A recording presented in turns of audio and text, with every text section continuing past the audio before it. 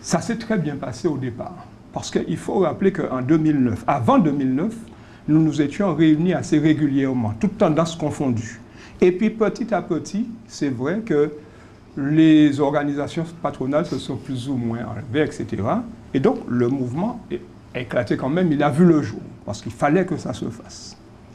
Et donc, quand c'est parti ainsi, vous vous souvenez, il y avait eu 30 000 personnes dans les rues, les organisations syndicales sont montées au créneau, etc. Moi, je me suis dit, très bien. Mais lorsque j'ai compris de quelle façon ça se passait, je me suis dit que nous prendrions du plan. Pourquoi? Parce qu'à ce moment-là, les organisations syndicales les plus importantes, je dois dire, ont décidé qu'on ne peut plus faire confiance aux politiques. On n'a pas besoin des politiques, on fait ce qu'on veut. Bien.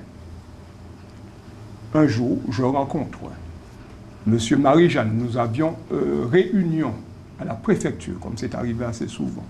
Je rencontre M. Marie-Jeanne, nous discutons. Et il me dit, Eric, tu es un brave gars, mais écoute-moi, ce que vous avez fait là n'est pas bon du tout. Je lui ai dit, mais non, je sais, les camarades se sont fourvoyés.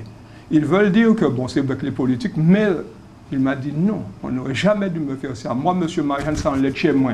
Et je vais vous faire voir qui je suis et qui est Marie-Jeanne. Voilà ce que M. Marie-Jeanne m'a répondu. Et le président, donc à l'époque, de la CTM ou de la région, qui vous dit cela, avec la personnalité que c'est, M. Larouché, vous comprenez tout de suite qu'on ne peut pas gagner. Voilà ce qui m'a été répondu. Et je sais qu'il a fait ce qu'il fallait, M. Marianne, pour que nous n'ayons pas à gagner. Mais nous avons commis une erreur en disant que nous ne voulions pas des politiques.